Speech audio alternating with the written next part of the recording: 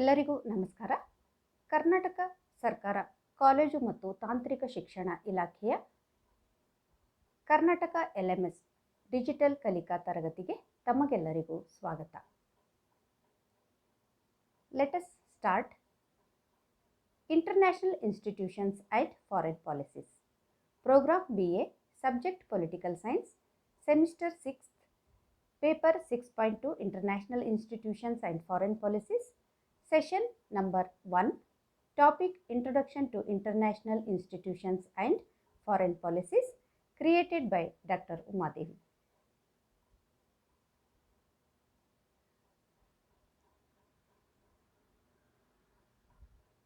Syllabus of this paper: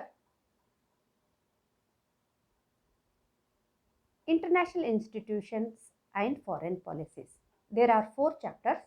First one, International Organization. In that, evaluation and growth of international organizations, United Nations, background, purposes, achievements, shortcomings, UN and environmental and developmental issues, reforms and restructuring of the United Nations, Millennium Development Goals.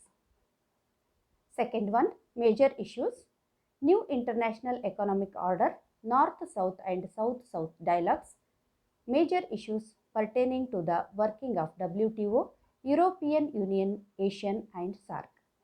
Third one, foreign politics of major powers, United States, Russia and China. Fourth one, foreign policy of India, evolution and principles, India and South Asia, Southeast and West Asia, India and the United Nations, India and the non-alignment movement. ಈ ಒಂದು ಅಂತಾರಾಷ್ಟ್ರೀಯ ಸಂಸ್ಥೆಗಳು ಮತ್ತು ವಿದೇಶಾಂಗ ನೀತಿಗಳು ಈ ಪತ್ರಿಕೆಯ ಒಂದು ಪಠ್ಯಕ್ರಮದಲ್ಲಿ ನಾವು 4 ಅಧ್ಯಾಯಗಳನ್ನು ಕಾಣ್ತೀವಿ. ಮೊದಲನೇದಾಗಿ ಅಧ್ಯಾಯ 1, ಅಂತಾರಾಷ್ಟ್ರೀಯ ಸಂಸ್ಥೆಗಳು.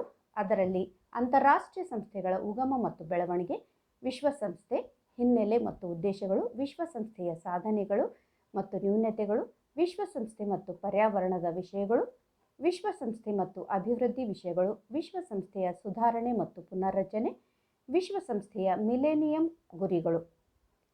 ಅಧ್ಯಾಯ 2, ಪ್ರಮುಖ ಅಂಶಗಳು: ನೂತನ ಅಂತಾರಾಷ್ಟ್ರೀಯ ಆರ್ಥಿಕ ಕ್ರಮ, ಉತ್ತರ ದಕ್ಷಿಣ ಸಂವಾದ, ದಕ್ಷಿಣ ದಕ್ಷಿಣ ಸಂವಾದ, ವಿಶ್ವ ವ್ಯಾಪಾರ ಸಂಸ್ಥೆ, ಯುರೋಪಿಯನ್ ಯೂನಿಯನ್, ಏಷ್ಯನ್ ಮತ್ತು ಸಾರ್ಕ್. ಅಧ್ಯಾಯ 3ರಲ್ಲಿ ವಿಶ್ವಶಕ್ತಿಗಳ ವಿದೇಶಾಂಗ ನೀತಿ, ಅಮೆರಿಕ ಸಂಯುಕ್ತ ಸಂಸ್ಥಾನದ ವಿದೇಶಾಂಗ ನೀತಿ, ರಷ್ಯಾ ವಿದೇಶಾಂಗ ನೀತಿ, ಚೈನಾ ವಿದೇಶಾಂಗ ನೀತಿ. ಅಧ್ಯಾಯ 4, ಅದರಲ್ಲಿ ಭಾರತದ ವಿದೇಶಾಂಗ ನೀತಿ, ಉಗಮ ಮತ್ತು ತತ್ವಗಳು, ಭಾರತ ಮತ್ತು ದಕ್ಷಿಣ ಏಷ್ಯಾ, ಭಾರತ ಮತ್ತು ದಕ್ಷಿಣ ಆಗ್ನೇಯ ಏಷ್ಯಾ, ಭಾರತ ಮತ್ತು ಪಶ್ಚಿಮ ಏಷ್ಯಾ, ಭಾರತ ಮತ್ತು ವಿಶ್ವಸಂಸ್ಥೆ, ಭಾರತ ಮತ್ತು ಅಲಿಪ್ತಂ ನೀತಿ. ಇಷ್ಟು ಒಂದು ಪಠ್ಯಕ್ರಮವನ್ನು ಈ ಪತ್ರಿಕೆಯು ಒಳಗೊಂಡಿದೆ. ಅದರಲ್ಲಿ ಮೊದಲನೇ ಅಧ್ಯಾಯವಾಗಿ, ಅದರಲ್ಲೂ ಕೂಡ ಮೊದಲನೇ ಸೆಷನ್ನು ತಿಳಿದುಕೊಳ್ಳೋಣ. ಇಂಟ್ರೊಡಕ್ಷನ್, ಪೀಠಿಕೆ. ಅಂತಾರಾಷ್ಟ್ರೀಯ ಸಂಸ್ಥೆಗಳ ಮತ್ತು ವಿದೇಶಾಂಗ ನೀತಿಗಳ ಒಂದು ಪರಿಚಯವನ್ನು, ಪ್ರಸ್ತಾವನೆಯನ್ನು ನಾವು ನೋಡುವುದಾದರೆ, ಮೊದಲಿಗೆ ಅಂತಾರಾಷ್ಟ್ರೀಯ ಅಂದ್ರೇನು ಅಂತ ತಿಳ್ಕೊಳ್ಳೋಣ. International, between 2 or more nation. ಅಂದರೆ ಒಂದು ರಾಷ್ಟ್ರದ ಸಂಬಂಧವು 2 ಅಥವಾ ಅದಕ್ಕಿಂತಲೂ ಹೆಚ್ಚಿನ ರಾಷ್ಟ್ರಗಳೊಡನೆ ಹೊಂದಿರುವುದಕ್ಕೆ ನಾವು ಅಂತಾರಾಷ್ಟ್ರೀಯ ಅಂತ ಕರಿತೀವಿ. ಆರ್ಗನೈಜೇಷನ್ ಅಂದ್ರೇನು? ಸಂಘಟನೆ. An organization or organization is an entity such as a company, an institution or an association comprising 2 or more people and having a particular purpose. ಒಂದು ಸಂಸ್ಥೆ ಅಥವಾ ಒಂದು ಕಂಪನಿ ಅಥವಾ ಒಂದು ಸಂಘ ಎನ್ನುವುದು 2 ಅಥವಾ ಅದಕ್ಕಿಂತ ಹೆಚ್ಚು ಜನರನ್ನು ಅಥವಾ ದೇಶವನ್ನು ಒಳಗೊಂಡಿರುವುದಕ್ಕೆ ಮತ್ತು ಹೊಂದಿರುವ ಒಂದು ನಿರ್ದಿಷ್ಟ ಉದ್ದೇಶ ಅಥವಾ ಗುರಿಯನ್ನು ಸಾಧಿಸಲಿಕ್ಕೆ ಹೊಂದುವಂಥ ಅಥವಾ ಮಾಡಿಕೊಳ್ಳುವಂಥ ಒಂದು ಒಡಂಬಡಿಕೆ, ಒಂದು ಒಪ್ಪಂದದೊಡನೆ ಸ್ಥಾಪಿಸಿಕೊಳ್ಳುವುದೇ ಒಂದು ಸಂಘಟನೆ ಅಂತ, ಒಂದು ಸಂಸ್ಥೆ ಅಂತ ಅಥವಾ ಒಂದು ಕಂಪನಿ ಅಂತ ನಾವು ಹೇಳಬಹುದು. An international organization is required where 2 or more countries to achieve one objective. ಒಂದು ಉದ್ದೇಶವನ್ನು ಸಾಧಿಸಲು 2 ಅಥವಾ ಹೆಚ್ಚಿನ ದೇಶಗಳು ಅಲ್ಲಿ ಅಂತಾರಾಷ್ಟ್ರೀಯ ಸಂಘಟನೆಯ ಅವಶ್ಯಕತೆಯನ್ನು ಪೂರೈಸಿಕೊಳ್ತವೆ. ಅಂದರೆ ಅವರ ಅವಶ್ಯಕತೆ ಇರುತ್ತದೆ. An international organization is an organization established by a treaty or other instrument governed by international law such as the United Nations, the World Health Organization and NATO. ಅಂತಾರಾಷ್ಟ್ರೀಯ ಸಂಸ್ಥೆ ಎಂದರೆ united nation, the world health organisation ಮತ್ತು ನ್ಯಾಟೋನಂತಹ ಅಂತಾರಾಷ್ಟ್ರೀಯ ಕಾನೂನಿನಿಂದ ನಿಯಂತ್ರಿಸಲ್ಪಡುವಂಥ ಒಪ್ಪಂದ ಅಥವಾ ಇತರ ಸಾಧನದಿಂದ ಸ್ಥಾಪಿಸಲ್ಪಟ್ಟ ಒಂದು ಸಂಸ್ಥೆ ಅನ್ನಬಹುದು. ಅಂದರೆ ಅಂತಾರಾಷ್ಟ್ರೀಯ ಸಂಘಟನೆಗಳು, ಅಂತಾರಾಷ್ಟ್ರೀಯ ಸಂಘಟನೆ ಅನ್ನೋದು ಸ್ಥಾಪಿಸಿಕೊಳ್ಬೇಕಾದ್ರೆ, ಒಂದು ಸಂಘಟನೆಯನ್ನು ಸ್ಥಾಪಿಸಿಕೊಳ್ಬೇಕಾದ್ರೆ ಒಂದು ರಾಷ್ಟ್ರ ಒಂದಕ್ಕಿಂತ ಹೆಚ್ಚು ರಾಷ್ಟ್ರಗಳೊಡನೆ ಒಂದು ಒಡಂಬಡಿಕೆ ಅಥವಾ ಒಪ್ಪಂದವನ್ನು ಮಾಡಿಕೊಂಡು ಅಲ್ಲಿ ತನ್ನ ಉದ್ದೇಶ ಮತ್ತು ಗುರಿಯನ್ನು ಸಾಧಿಸಿಕೊಳ್ಳುವುದಕ್ಕೋಸ್ಕರ ಅಥವಾ ತನ್ನ ಹಿತಾಸಕ್ತಿ ಮತ್ತು ಬೇಡಿಕೆಗಳನ್ನು ಪೂರೈಸಿಕೊಳ್ಳುವುದಕ್ಕೋಸ್ಕರ ಒಂದು ಸಹಕಾರಯುತವಾದಂಥ ಒಂದು ಸಂಘಟನೆಯನ್ನು ರಚಿಸಿಕೊಳ್ತದೆ. ಅದರಲ್ಲಿ ವಿಶ್ವ ಪ್ರಖ್ಯಾತವಾದಂಥ ಕೆಲವೊಂದು ಸಂಘಟನೆಗಳಂದರೆ ನೀವು ನೋಡಬಹುದು UN, ವಿಶ್ವಸಂಸ್ಥೆ, WTO ಮತ್ತು ನ್ಯಾಟೋ ಅಂತ ಹೇಳ್ಬೋದು. Why international organisation? ಅಂತಾರಾಷ್ಟ್ರೀಯ ಸಂಸ್ಥೆ ಏಕೆ, ಯಾಕೆ ಬೇಕು ನಮಗೆ ಅಂತಾರಾಷ್ಟ್ರೀಯ ಸಂಸ್ಥೆ? The father of political science Aristotle ರವರು ಒಂದು ಮಾತು ಹೇಳ್ತಾರೆ, man is a social animal. ಮಾನವನು ಸಾಮಾಜಿಕ ಜೀವಿ ಮತ್ತು ಸಂಘಜೀವಿ ಅಂತ. ಅಂದರೆ ಮನುಷ್ಯನು ರಾಜ್ಯವನ್ನು ಬಿಟ್ಟು ಬದುಕುವುದು ಅಥವಾ ಸಂಘವನ್ನು ಬಿಟ್ಟು ಬದುಕುವುದು ಕಷ್ಟಕರವಾಗಿದೆ. ಏಕೆಂದರೆ ಮನುಷ್ಯನು ಮನುಷ್ಯನ ಮೇಲೆ ಅವಲಂಬಿತನಾಗಿದ್ದಾನೆ. ಭಾವನಾತ್ಮಕವಾಗಿ ಒಂದು ಬದುಕನ್ನು ಬಯಸುವ ಅಥವಾ ಬದುಕನ್ನು ಅವನು ತನ್ನ ಜೀವನದಲ್ಲಿ ಅಳವಡಿಸಿಕೊಳ್ಬೇಕಾದ್ರೆ ತನ್ನ ಬದುಕಿನಲ್ಲಿ ಬರುವಂಥ ಎಲ್ಲ ವಿಚಾರಗಳ ನಡುವೆ ಅವನು ಏನು ಮಾಡ್ತಾನೆ ಅಂತಂದರೆ ಇನ್ನೊಬ್ಬ ಮನುಷ್ಯನ ಒಂದು ಸಾಂಗಿತ್ಯವನ್ನು ಬಯಸ್ತಾನೆ. ಸೊ ಅದರಲ್ಲಿ ಏನಾಗುತ್ತೆ, ಅವಲಂಬಿತವಾಗಿರುವುದರಿಂದ, ಅಂದರೆ ಅವಲಂಬನೆಯನ್ನು ಕಾಣ್ತೀವಿ. ಒಂದು ರಾಷ್ಟ್ರ ಇನ್ನೊಂದು ರಾಷ್ಟ್ರದ ಮೇಲೆ ಅವಲಂಬನೆಯಾಗಿರುವುದು. ಮತ್ತು ಮನುಷ್ಯನು ರಾಜ್ಯ ಬಿಟ್ಟು ಬದುಕುವುದಿಲ್ಲ ಮತ್ತು ಸಮಾಜವನ್ನು ಬಿಟ್ಟು ಬದುಕುವುದಿಲ್ಲ. ಅವನು ಸಂಘಜೀವಿಯಾಗಿರುವುದರಿಂದ ಅವನು ತನ್ನ ಸಮಾಜದಲ್ಲಿ ತನ್ನ ಹಿತಾಸಕ್ತಿಗಳು, ಬೇಕು ಬೇಡಿಕೆಗಳು ಮತ್ತು ಭದ್ರತೆಗಳನ್ನು ಅನುಸರಿಸಿಕೊಳ್ಬೇಕಾದ್ರೆ ಅವನು ಏನು ಮಾಡ್ತಾನೆ ಅಂದರೆ ಸಾಮಾನ್ಯವಾಗಿ ಸಮಾಜದಲ್ಲಿ ವಾಸಿಸಲು ಇಷ್ಟಪಡ್ತಾನೆ. ಹೀಗಾಗಿ ನಮಗೆ ಅಂತಾರಾಷ್ಟ್ರೀಯ ಸಂಘದ ಅವಶ್ಯಕತೆ ಇದೆ. ಈ ಅಂತಾರಾಷ್ಟ್ರೀಯ ಸಂಘದ ಒಂದು ಉದ್ದೇಶ, ಗುರಿ ಏನು? ಇದು ಅಂತಾರಾಷ್ಟ್ರೀಯ ಸಂಘಟನೆ ಅಂದರೆ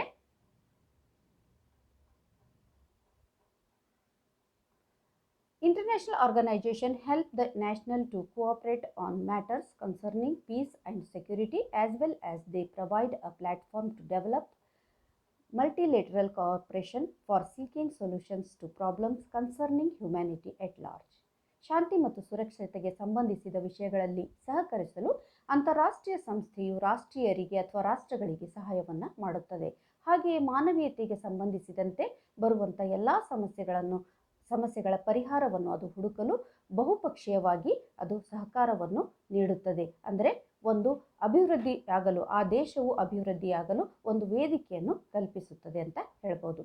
it facilitates cooperation to do all those things which a nation cannot do alone.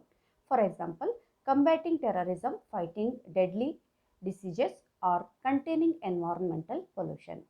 ರಾಷ್ಟ್ರವು ಏಕಾಂಗಿಯಾಗಿ ಮಾಡಲು ಸಾಧ್ಯವಾಗದ ಎಲ್ಲ ಕೆಲಸಗಳನ್ನು ಮಾಡಲು ಸಹಕಾರವನ್ನು ಇದು ಸುಗಮಗೊಳಿಸುತ್ತದೆ. ಉದಾಹರಣೆಗಾಗಿ ನಾವು ನೋಡುವುದಾದರೆ ಭಯೋತ್ಪಾದನೆಯಂತಹ ಒಂದು ದೊಡ್ಡ ಸಮಸ್ಯೆ, ಮಾರಕ ರೋಗಗಳ ವಿರುದ್ಧ ಹೋರಾಡುವಂತಹ ಒಂದು ವಿಚಾರವಾಗಿರಬಹುದು, ಅಥವಾ ಪರಿಸರ ಮಾಲಿನ್ಯವನ್ನು ಹೋಗಲಾಡಿಸುವ ಒಂದು ವಿಚಾರವನ್ನು ಕೂಡ ಇದು ಒಳಗೊಂಡಿದೆ ಅಂತ ಹೇಳ್ಬೋದು. While discussing the functioning of various international organizations, it must be kept in mind that it is not a superstate with authority over its members. It comes into being when the state creates. It is not above states. ಅಂದರೆ ವಿವಿಧ ಅಂತಾರಾಷ್ಟ್ರೀಯ ಸಂಸ್ಥೆಗಳ ಕಾರ್ಯವೈಖರಿಯನ್ನು ಚರ್ಚಿಸುವಾಗ ಅದು ತನ್ನ ಸದಸ್ಯರ ಮೇಲೆ ಅಧಿಕಾರ ಹೊಂದಿರುವ ಸೂಪರ್ ಸ್ಟೇಟ್ ಅಂತ ಅಲ್ಲ. ಯಾಕಂದರೆ ರಾಜ್ಯವು ಸೃಷ್ಟಿಯಾದಾಗ ಅದು ಅಸ್ತಿತ್ವಕ್ಕೆ ಬರುತ್ತದೆ. ಇದು ರಾಜ್ಯಗಳಿಗಿಂತ ಮೇಲಲ್ಲ. ಈಗ ನಾವು ನೋಡ್ತೀವಿ, ರಾಜ್ಯವೇ ಸರ್ವಶ್ರೇಷ್ಠವಾದಂಥ ಒಂದು ಸಂಸ್ಥೆಯಾಗಿರುವುದರಿಂದ ರಾಜ್ಯದ ನಡುವೆ, ಅಂದರೆ ರಾಜ್ಯದ ಒಳಗೆ ನಾವು ಸಂಘಟನೆಗಳನ್ನು ಕಟ್ಕೊಳ್ಬೇಕಾಗುತ್ತೆ. ರಾಜ್ಯದ ಒಂದು ಅಡಿಯಲ್ಲಿ ನಾವು ಆ ಸಂಘಟನೆಯನ್ನು, ಆ ಸಂಸ್ಥೆಯನ್ನು ನಿರ್ಮಿಸಿಕೊಳ್ಬೇಕಾಗುತ್ತೆ. ನಾವೇ ಶ್ರೇಷ್ಠ, ನಾವೇ ಮೇಲು ಅಂತ ಹೇಳಲಿಕ್ಕೆ ಬರುವುದಿಲ್ಲ. ಯಾಕಂದರೆ ರಾಜ್ಯವೇ ಸರ್ವಶ್ರೇಷ್ಠ ಸಂಸ್ಥೆಯಾಗಿರುತ್ತದೆ ಮತ್ತು ಮಾನವನ ಜೀವನ ರಾಜ್ಯದಿಂದ ಪ್ರಾರಂಭವಾಗಿ ರಾಜ್ಯದಲ್ಲಿಯೇ ಅಂತ್ಯಗೊಳ್ಳುತ್ತದೆ ಅಂತ ಯಾರು ಹೇಳ್ತಾರೆ? ರಾಜ್ಯಶಾಸ್ತ್ರದ ಒಬ್ಬ ತತ್ವಜ್ಞಾನಿ ಗಾರ್ನರ್ ಅವರು ರಾಜ್ಯಶಾಸ್ತ್ರವೆಂಬುದು ರಾಜ್ಯದಲ್ಲಿ ಹುಟ್ಟಿ ರಾಜ್ಯದೊಳಗೆ ಅಂತ್ಯಗೊಳ್ಳುತ್ತದೆ. ಅಂದರೆ ಈ ರಾಜ್ಯದಲ್ಲಿ ನಾವು ಅಂತಾರಾಷ್ಟ್ರೀಯ ಕಾನೂನು, ರಾಜ್ಯದಲ್ಲಿ ಅಂತಾರಾಷ್ಟ್ರೀಯ ವಿಚಾರಗಳು ಮತ್ತು ರಾಜ್ಯದಲ್ಲಿ ಅಂತಾರಾಷ್ಟ್ರೀಯ ಸಮಸ್ಯೆಗಳು ಯಾವೇ ಇರಲಿ, ಒಂದು ರಾಜ್ಯದೊಡನೆ ಅಂದರೆ ರಾಜ್ಯದ ಅಡಿಯಲ್ಲಿ ಆ ಸಂಘಟನೆಗಳನ್ನು ಸ್ಥಾಪಿಸಿಕೊಳ್ಬೇಕಾಗತ್ತೆ ಅಂತ ಹೇಳಬಹುದು. ಇಂಟರ್ನ್ಯಾಷನಲ್ ಆರ್ಗನೈಜೇಷನ್, ಅಂತಾರಾಷ್ಟ್ರೀಯ ಸಂಸ್ಥೆಗಳಲ್ಲಿ ಅನೇಕ ವಿಧಗಳನ್ನು ಕಾಣ್ತೀವಿ ನಾವು.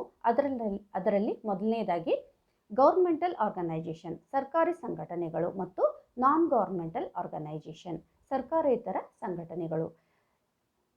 ಇನ್ನೊಂದು ಎರಡನೇ ವಿಧಗಳಲ್ಲಿ ನಾವು ನೋಡಬೇಕಾದ್ರೆ ಗ್ಲೋಬಲ್ ಆರ್ಗನೈಜೇಷನ್, ಜಾಗತಿಕ ಸಂಘಟನೆಗಳು, ಮತ್ತು ರೀಜನಲ್ ಆರ್ಗನೈಜೇಷನ್, ಪ್ರಾದೇಶಿಕ ಸಂಘಟನೆಗಳು. ಈಗ ಟೈಪ್ 2 ಮೂರನೇ ವಿಧಗಳಲ್ಲಿ ನಾವು ನೋಡುವುದಾದರೆ ಜನರಲ್ ಪರ್ಪಸ್ ಆರ್ಗನೈಜೇಷನ್, ಅಂದರೆ ಸಾಮಾನ್ಯ ಉದ್ದೇಶದ ಸಂಘಟನೆಗಳು, ಮತ್ತು ಸ್ಪೆಸಿಫಿಕ್ ಪರ್ಪಸ್ ಆರ್ಗನೈಜೇಷನ್, ಅಂದರೆ ನಿರ್ದಿಷ್ಟ ಉದ್ದೇಶವನ್ನಿಟ್ಟುಕೊಂಡು ರಚಿಸಲ್ಪಡುವಂಥ ಒಂದು ಸಂಘಟನೆಗಳು. ಅದರಲ್ಲಿ ಮೊದಲನೇದಾಗಿ ಟೈಪ್ 1ನಲ್ಲಿ ಗೌರ್ಮೆಂಟಲ್ ಆರ್ಗನೈಜೇಷನ್, ಸರ್ಕಾರಿ ಸಂಘಟನೆಗಳು. ಒಂದು ಸಂಘಟನೆಯಲ್ಲಿ ಸರ್ಕಾರವೇ ನೇರ ಭಾಗಿಯಾಗಿರುವುದು, ಸರ್ಕಾರವೇ ಜವಾಬ್ದಾರಿಯುತವಾಗಿರುವುದು ಹಾಗೂ ಸರ್ಕಾರದ ಸದಸ್ಯರು ಭಾಗಿಯಾಗುತ್ತಿದ್ದರೆ ಅದನ್ನು ಸರ್ಕಾರಿ ಸಂಘಟನೆಗಳನ್ನಂತ ನಾವು ಹೇಳಬಹುದು. ಉದಾಹರಣೆಗೆ ಆಗಿತ್ತು ನೋಡುವುದಾದರೆ ವಿಶ್ವಸಂಸ್ಥೆ, UNICEF, UNESCO, FW, WTO etcetera. Non governmental organisation, ಸರ್ಕಾರೇತರ ಸಂಘಟನೆಗಳು. ಇದರಲ್ಲಿ ಸರ್ಕಾರವು ನೇರ ಭಾಗಿದಾರವಾಗಿರುವುದಿಲ್ಲ, ಸರ್ಕಾರ ಇದನ್ನು ಸಂಘಟನೆ ಮಾಡಿರುವುದಿಲ್ಲ. ಯಾವುದೇ ಒಂದು NGOಗಳಾಗಿರ್ಬೋದು ಇದನ್ನು ನಿರ್ಮಾಣ ಮಾಡಿ ನಿರ್ವಹಿಸಿಕೊಂಡು ಹೋಗ್ತಾ ಇರ್ತವೆ. ಆದರೆ ಇವುಗಳ ಪ್ರಭಾವ ಇಡೀ ಜಗತ್ತಿಗೆ ಬೀರ್ತಾ ಇರುತ್ತೆ ಅಂತ ನಾವು ಹೇಳ್ಬೋದು. ಉದಾಹರಣೆಗೆ ನಾವು ತಗೊಳ್ಳೋದಾದರೆ ಈ NGOಗಳು ಸರ್ಕಾರದಲ್ಲಿ ನೇರವಾಗಿ ಭಾಗಿಯಾಗದೇ ಇದ್ದರೂ ಅಂತಾರಾಷ್ಟ್ರೀಯ ಮಟ್ಟದಲ್ಲಿ ಕಂಡುಬರುವಂಥ ಸಮಸ್ಯೆಗಳ ಪರಿಹಾರಕ್ಕೆ ಇವು ಹಗಲು ರಾತ್ರಿ ಶ್ರಮಿಸುವುದನ್ನು ನಾವು ಕಾಣ್ತಾ ಇರ್ತೀವಿ. ಟೈಪ್ 2 ಇದರಲ್ಲಿ ಮೊದಲನೇದಾಗಿ ಜಾಗತಿಕ ಸಂಘಟನೆಗಳು, ಅಂದರೆ ಒಂದು ಸಂಘಟನೆ ಇಡೀ ಜಗತ್ತಿನಾದ್ಯಂತ ವ್ಯಾಪಿಸಿರುವುದು. ಉದಾಹರಣೆಗೆ ತಗೊಂಡ್ರೆ ವಿಶ್ವಸಂಸ್ಥೆ, ಇದು ಜಾಗತಿಕ ಮಟ್ಟದಲ್ಲಿ ಅತ್ಯಂತ ದೊಡ್ಡದಾದಂಥ ಸಂಸ್ಥೆಯಾಗಿ ಹೊರಹೊಮ್ಮಿರೋದನ್ನು ನಾವು ಕಾಣ್ತೀವಿ, ಸ್ಥಾಪನೆಯಾಗಿರೋದನ್ನು ನಾವು ಕಾಣ್ತೀವಿ. ಎರಡನೇದಾಗಿ ರೀಜನಲ್ ಆರ್ಗನೈಜೇಷನ್, ಪ್ರಾದೇಶಿಕ ಸಂಘಟನೆಗಳು. ಒಂದು ಸಂಘಟನೆ ಒಂದು ಪ್ರದೇಶಕ್ಕೆ ವ್ಯಾಪಿಸಿರುವುದು ಇದರ ಅರ್ಥ ಆಗುತ್ತೆ. ಅಂದರೆ ಉದಾಹರಣೆಗೆ ನಾವು ನೋಡೋದಾದರೆ ಸಾರ್ಕೇಷಿಯನ್, ಈ ಸಂಸ್ಥೆಗಳು ಒಂದು ಪ್ರಾದೇಶಿಕ ನೆಲೆಗಟ್ಟಿನಲ್ಲಿ ಅಲ್ಲಿ ಉದ್ಭವವಾಗುವಂಥ ಒಂದು ಸಮಸ್ಯೆಗಳಿರ್ಬೋದು, ಅಥವಾ ಶಾಂತಿಯನ್ನು ತರುವುದಿರ್ಬೋದು, ಅಥವಾ ಅಭಿವೃದ್ಧಿಯನ್ನು ಸಾಧಿಸಬಹುದಾಗಿರ್ಬೋದು. ಆ ನಿಟ್ಟಿನಲ್ಲಿ ಈ ಪ್ರಾದೇಶಿಕ ಸಂಸ್ಥೆಗಳು ಒಂದು ಪ್ರದೇಶಕ್ಕೆ ಸಂಬಂಧಿಸಿದಂತೆ ಕಾರ್ಯವನ್ನು ನಿರ್ವಹಿಸುತ್ತವೆ ಅಂತ ಹೇಳಬಹುದು. ಟೈಪ್ 3ಯಲ್ಲಿ ಸಾಮಾನ್ಯ ಉದ್ದೇಶದ ಸಂಘಟನೆಗಳು, ಅಂದರೆ ಜನರಲ್ ಪರ್ಪಸ್ ಆರ್ಗನೈಜೇಷನ್. ಇವುಗಳು ಒಟ್ಟಾರೆ ಒಂದು ಉದ್ದೇಶ ಇಟ್ಟುಕೊಂಡು ಸಂಘಟನೆ ಕಟ್ಟಿಕೊಳ್ತವೆ. ಅಂದರೆ ಪರ್ಟಿಕ್ಯುಲರ್ ಆಗಿ ಒಂದು ಉದ್ದೇಶವನ್ನು ಹೊಂದಿ, ಒಂದು ಗುರಿಯನ್ನು ಹೊಂದಿ, ಅವುಗಳ ಮುಖಾಂತರ ಸಮಸ್ಯೆಗಳ ಪರಿಹಾರವನ್ನು ಕಂಡುಕೊಳ್ಳುವುದು ಮತ್ತು ಅಭಿವೃದ್ಧಿಯನ್ನು ಸಾಧಿಸುವ ನಿಟ್ಟಿನಲ್ಲಿ ಪ್ರಯತ್ನವನ್ನು ಪಡ್ತವೆ.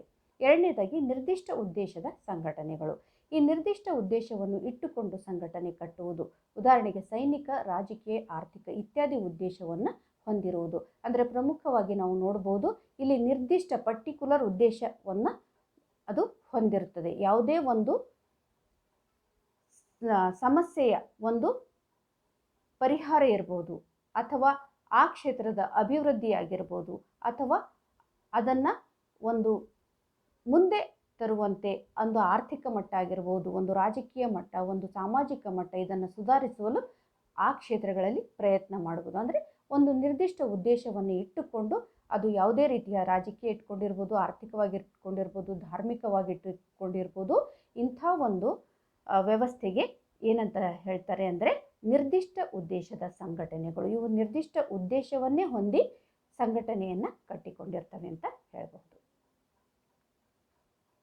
ಫಾರಿನ್ ಪಾಲಿಸಿ, ವಿದೇಶಾಂಗ ನೀತಿ, ಇದರ ಒಂದು ಪರಿಚಯ ಅಥವಾ ಪ್ರಸ್ತಾವನೆಯನ್ನು ನಾವು ನೋಡುವುದಾದರೆ ಏನು ವಿದೇಶಾಂಗ ನೀತಿ ಅಂದ್ರೇನು, ಅದರ ಅರ್ಥ? A policy regulating a particular country's relation with other states and people in the international arena. A country's foreign policies reflects the character of the dominant class relation in the country.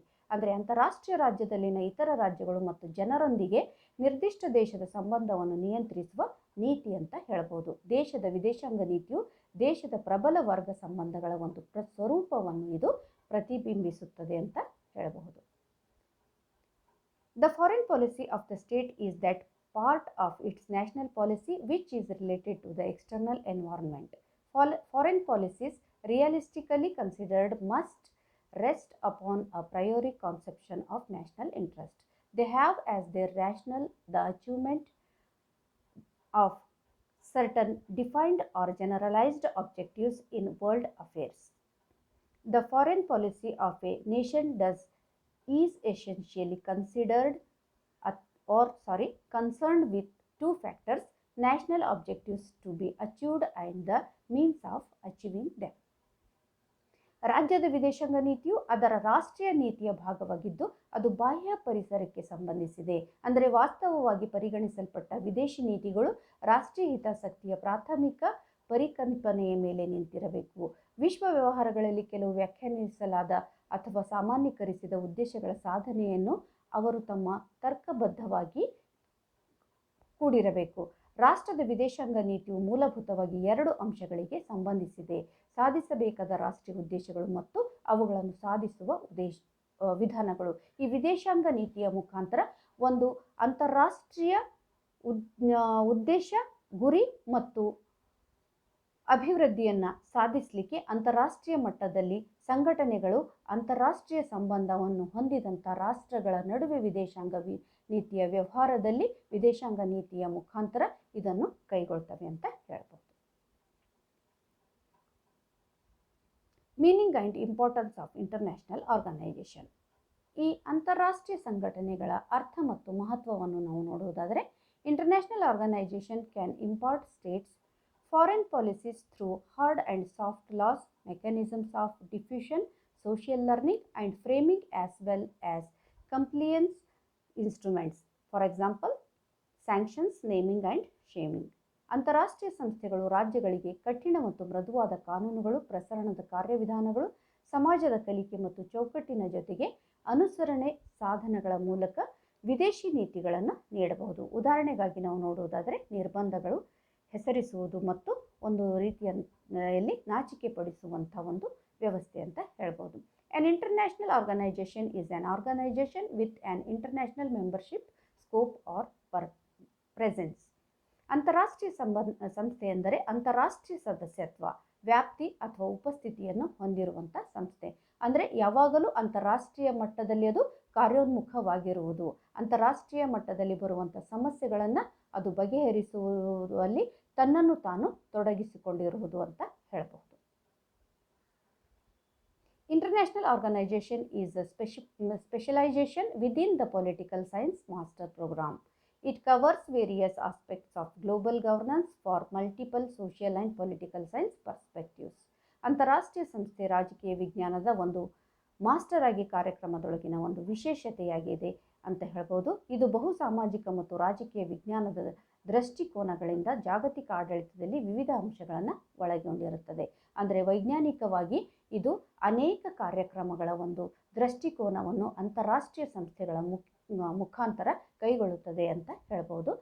ಅದರಲ್ಲಿ its aim is humanity for peace and progress. ಇದರ ಒಂದು ಮುಖ್ಯ ಉದ್ದೇಶ ಅಥವಾ ಗುರಿ ಅಂದರೆ ಇದರ ಗುರಿ ಶಾಂತಿ ಮತ್ತು ಪ್ರಗತಿಗೆ ಅಥವಾ ಮಾನವೀಯತೆಗೆ, ಶಾಂತಿಯನ್ನು ಪರಿಕಲ್ಪಿಸುವುದು ಮತ್ತು ಮಾನವೀಯತೆಗಾಗಿ ಹೋರಾಡುವುದು ಅಂದರೆ ಶ್ರಮಿಸುವುದು ಅಂತ ಹೇಳ್ಬೋದು. ಎರಡನೇದಾಗಿ international organisation helps to prevent war and maintain peace. ಯುದ್ಧವನ್ನು ವಿರೂಪಗೊಳಿಸಲು ಮತ್ತು ಶಾಂತಿಯನ್ನು ಕಾಪಾಡಿಕೊಳ್ಳಲು ಅಂತಾರಾಷ್ಟ್ರೀಯ ಸಂಸ್ಥೆ ಸಹಾಯವನ್ನು ಮಾಡುತ್ತದೆ. ಮತ್ತು ಮೂರನೇದಾಗಿ resolve issues reputed world diseases, global warming, terrorism etcetera. ಹೆಸರಾಂತ ವಿಶ್ವ ರೋಗಗಳು, ಜಾಗತಿಕ ತಾಪಮಾನ, ಭಯೋತ್ಪಾದನೆ ಇತ್ಯಾದಿಗಳನ್ನು ಪರಿಹರಿಸಲಿಕ್ಕೆ ಇದು ಹುಟ್ಟಿಕೊಂಡಿರುವಂಥ ಒಂದು ಸಂಸ್ಥೆಯಾಗಿರುತ್ತದೆ. ಸಂಸ್ಥೆಗಳಾಗಿರ್ತವೆ.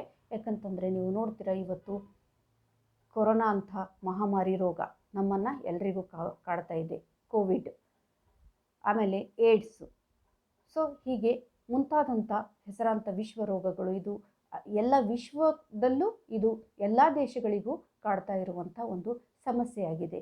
ಮತ್ತು ಜಾಗತಿಕ ತಾಪಮಾನ 3ನೇ ಮಹಾಯುದ್ಧದ ನಂತರ ಜಗತ್ತೇ ಉಳಿಯೋದಿಲ್ಲ, ಅಷ್ಟು ಅದರ ಒಂದು ಪರಿಣಾಮವನ್ನು ಕಾಣ್ಬೋದು.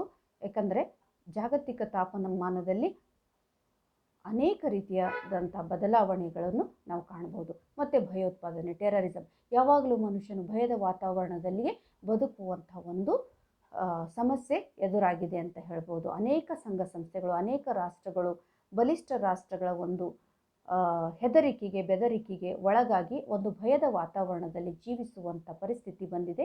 ಹೀಗಾಗಿ ಇಂಥ ಒಂದು ಸಮಸ್ಯೆಗಳನ್ನು ಬಗೆಹರಿಸಲು ಅಂತಾರಾಷ್ಟ್ರೀಯ ಸಂಘ ಸಂಸ್ಥೆಗಳು ಕಾರ್ಯೋನ್ಮುಖವಾಗಿರ್ತವೆ. Historical background of international institutions. ಈ ಅಂತಾರಾಷ್ಟ್ರೀಯ ಸಂಘ ಸಂಸ್ಥೆಗಳ ಐತಿಹಾಸಿಕ ಹಿನ್ನೆಲೆಯನ್ನು ನಾವು ನೋಡುವುದಾದರೆ, the sovereign state is neither dependent nor subjected to any other power or state on the protection of their own interest. All states feels that it is very essential the disciplined of voluntary called controlled relation with each other. This feeling is the foundation of international organization. ಅಂತಾರಾಷ್ಟ್ರೀಯ ಸಂಸ್ಥೆಗಳ ಐತಿಹಾಸಿಕ ಹಿನ್ನೆಲೆಯಲ್ಲಿ ನಾವು ಕಂಡುಕೊಳ್ಳುವಂಥದ್ದು, ಸಾರ್ವಭೌಮ ರಾಜ್ಯವು ತಮ್ಮ ಸ್ವಂತ ಹಿತಾಸಕ್ತಿಯ ರಕ್ಷಣೆಯ ಮೇಲೆ ಅವಲಂಬಿತವಾಗಿರುವುದಿಲ್ಲ ಅಥವಾ ಬೇರೆ ಯಾವುದೇ ಅಧಿಕಾರ ಅಥವಾ ರಾಜ್ಯಕ್ಕೆ ಒಳಪಡಿಸುವುದಿಲ್ಲ. ಎಲ್ಲ ರಾಜ್ಯಗಳು ಪರಸ್ಪರ ಸ್ವಯಂ ಪ್ರೇರಿತ ಎಂದು ಕರೆಯಲ್ಪಡುವ ನಿಯಂತ್ರಿತ ಸಂಬಂಧದ ಶಿಸ್ತುಬದ್ಧತೆ ಬಹಳ ಅವಶ್ಯಕವೆಂದು ಭಾವಿಸುತ್ತದೆ. ಈ ಭಾವನೆ ಅಂತಾರಾಷ್ಟ್ರೀಯ ಸಂಘಟನೆಯ ಅಡಿಪಾಯವಾಗಿದೆ. ಅಂದರೆ ಸಾರ್ವಭೌಮ ರಾಷ್ಟ್ರಗಳು, ಅಧಿಕಾರಯುಕ್ತವಾದಂಥ ಒಂದು ರಾಷ್ಟ್ರಗಳು ತನ್ನ ಸಾರ್ವಭೌಮವನ್ನು ಬಿಟ್ಟುಕೊಡಲಿಕ್ಕೆ ಇಷ್ಟಪಡುವುದಿಲ್ಲ. ಹೀಗಾಗಿ ತನ್ನ ರಾಜ್ಯದ ಅಡಿಯಲ್ಲಿ ಬರುವಂಥ ಎಲ್ಲ ಒಂದು ರೀತಿಯಾದಂಥ ಶಾಂತಿ, ಅಭಿವೃದ್ಧಿ ಇದು ತಾನಾಗಿಯೇ ಕಂಡುಕೊಳ್ಳುವಲ್ಲಿ ಈ ಅಂತಾರಾಷ್ಟ್ರೀಯ ಸಂಘಟನೆಯು ಒಂದು ಶಕ್ತಿ ಪ್ರಧಾನವಾಗಿ ಅವುಗಳಿಗೆ ಸಹಕಾರವನ್ನು ನೀಡುತ್ತದೆ. ಇದು ಒಂದು ಅಡಿಪಾಯವಾಗಿದೆ ಅಂತ ಹೇಳ್ಬೋದು. The Treaty of Westphalia of 1648 ended the 30-year war and said to be the beginning of sovereign state. This was the first step towards the making of the international organization. 1648ರ ವೆಸ್ಟ್ಫೇಲಿಯಾ ಒಪ್ಪಂದವು 30 ವರ್ಷಗಳ ಯುದ್ಧವನ್ನು ಕೊನೆಗಾಣಿಸಿತು ಮತ್ತು ಸಾರ್ವಭೌಮ ರಾಷ್ಟ್ರದ ಪ್ರಾರಂಭ ಎಂದು ಹೇಳಲಾಗಿದೆ. ಇದು ಅಂತಾರಾಷ್ಟ್ರೀಯ ಸಂಘಟನೆಯ ತಯಾರಿಕೆಯ ಮೊದಲ ಹೆಜ್ಜೆಯಾಗಿತ್ತು. ಅಂದರೆ ಅಂತಾರಾಷ್ಟ್ರೀಯ ಸಂಘಟನೆಯ ಮುಖಾಂತರ ವೆಸ್ಟ್ಫೇಲಿಯಾ ಒಪ್ಪಂದದ ನಂತರ ಸಾರ್ವಭೌಮ ರಾಷ್ಟ್ರಗಳು ಆರಂಭಗೊಳ್ತವೆ ಹಾಗೂ ಇದರ ಒಂದು ಮೊದಲ ಹೆಜ್ಜೆ, ಮೊದಲ ಪ್ರಯತ್ನವಾಗಿತ್ತು ಯಾವುದು? 1648ರ ವೆಸ್ಟ್ಫೇಲಿಯಾ ಒಪ್ಪಂದ ಅಂತ ಹೇಳಬಹುದು. Westphalian sovereignty. Westphalian sovereignty is the concept of nation state. Sovereignty is based on the two things. One is territoriality. Another one is the absence of a role for external agent in domestic structures.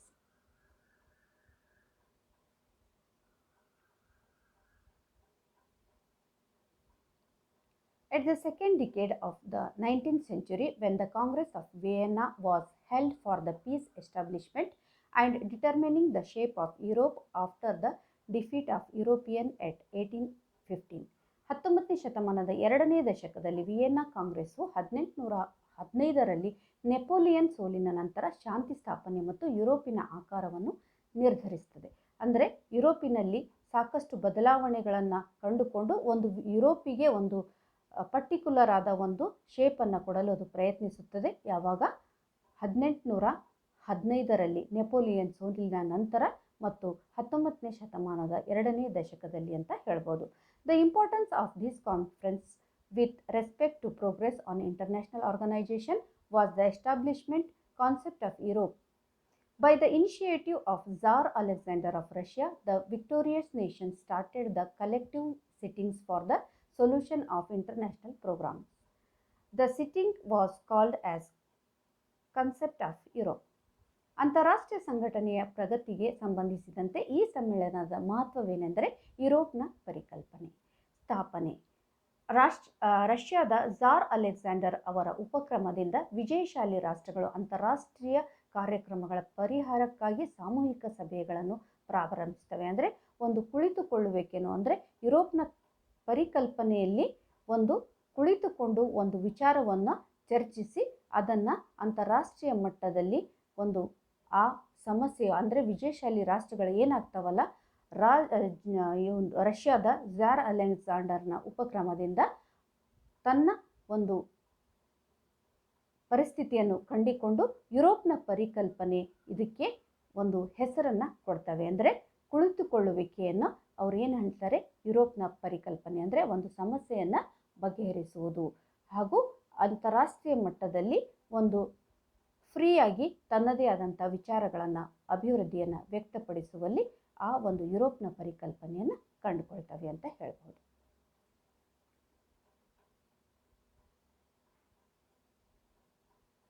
This was the first time the biggest states of Europe unite and taking the steps towards the solution of their common problems by discussion. ಯುರೋಪ್ನ ಅತಿ ದೊಡ್ಡ ರಾಜ್ಯಗಳು ಒಗ್ಗೂಡಿಸಿ ಮತ್ತು ಚರ್ಚೆಯ ಮೂಲಕ ತಮ್ಮ ಸಾಮಾನ್ಯ ಸಮಸ್ಯೆಯ ಪರಿಹಾರದತ್ತ ಹೆಜ್ಜೆ ಇಡುವುದು ಇದೇ ಮೊದಲು. ಅಂದರೆ ಅವುಗಳು ಏನು ಮಾಡ್ತವೆ ಅಂತಂದರೆ ಒಂದು ಯುರೋಪ್ನ ಪರಿಕಲ್ಪನೆಯಲ್ಲಿ ಒಂದು ಯುರೋಪಿನ ಅತಿ ದೊಡ್ಡ ರಾಜ್ಯಗಳು ಅವೆಲ್ಲವುಗಳು ಸೇರಿ ಒಂದು ಚರ್ಚೆಯ ಎಲ್ಲಿ ತೊಡಗಿಸಿಕೊಂಡು ಸಮಸ್ಯೆಯ ಪರಿಹಾರದತ್ತ ಒಂದು ಸಮಸ್ಯೆಯ ಪರಿಹಾರವನ್ನು ಕಂಡುಕೊಳ್ಳುವಲ್ಲಿ ಒಂದು ಮೊದಲ ಹೆಜ್ಜೆಯನ್ನು ಪ್ರಾರಂಭ ಮಾಡ್ತವೆ ಅಂತ ಹೇಳ್ಬೋದು. With the establishment of concern of Europe, it gives the hope in the future that an international institutions will be established, which make the effort for world peace, cooperation and idea sharing by which all the nations will connect and give opportunity or platform to resolve the disputes. ಯುರೋಪಿನ concert ಸ್ಥಾಪನೆಯೊಂದಿಗೆ ಅಂದರೆ ಕನ್ಸರ್ಟ್ಗಳು ನಡೀತಾ ಇರ್ತವೆ. ಆ ಕನ್ಸರ್ಟ್ಗಳ ಸ್ಥಾಪನೆಯೊಂದಿಗೆ ಭವಿಷ್ಯದಲ್ಲಿ ಒಂದು ಅಂತಾರಾಷ್ಟ್ರೀಯ ಸಂಸ್ಥೆಯನ್ನು ಸ್ಥಾಪಿಸಲಾಗುವುದು ಎಂಬ ಭರವಸೆಯನ್ನು ಇವುಗಳು ನೀಡ್ತವೆ. ಇದು ವಿಶ್ವಶಾಂತಿ, ಸಹಕಾರ ಮತ್ತು ವಿಚಾರಗಳನ್ನು ಹಂಚಿಕೊಳ್ಳುವ ಪ್ರಯತ್ನವನ್ನು ಮಾಡುತ್ತದೆ ಅಂತ ಹೇಳಬಹುದು. ಅದರ ಮೂಲಕ ಎಲ್ಲ ರಾಷ್ಟ್ರಗಳು ಸಂಪರ್ಕ ಸಾಧಿಸುತ್ತವೆ ಮತ್ತು ಪರಿಹರಿಸಲು ಅವಕಾಶ ಏನು ಮಾಡಿಕೊಡ್ತವೆ ಅಂದರೆ ವೇದಿಕೆಯನ್ನು ಕಲ್ಪಿಸಿಕೊಡ್ತವೆ. ಅಂದರೆ ಈ ಅಂತಾರಾಷ್ಟ್ರೀಯ ವೇದಿಕೆಯಲ್ಲಿ ಅಂತಾರಾಷ್ಟ್ರ ಮಟ್ಟದಲ್ಲಿ ಒಂದು ಸ್ಥಾಪಿಸಿಕೊಂಡ ಸಂಘ ಸಂಸ್ಥೆಗಳು ಅವುಗಳು ಶಾಂತಿ ಮತ್ತು ಸಹಕಾರ, ವಿಶ್ವ ಶಾಂತಿ ಮತ್ತು ಸಹಕಾರಕ್ಕೆ ಒಂದು ಪ್ಲ್ಯಾಟ್ಫಾರ್ಮ್ ಆಗಿ ಅಂತಂದರೆ ಒಂದು ವೇದಿಕೆಯಾಗಿ ಪರಿಗಣಿಸ್ತವೆ ಅಂತ ಹೇಳ್ಬೋದು.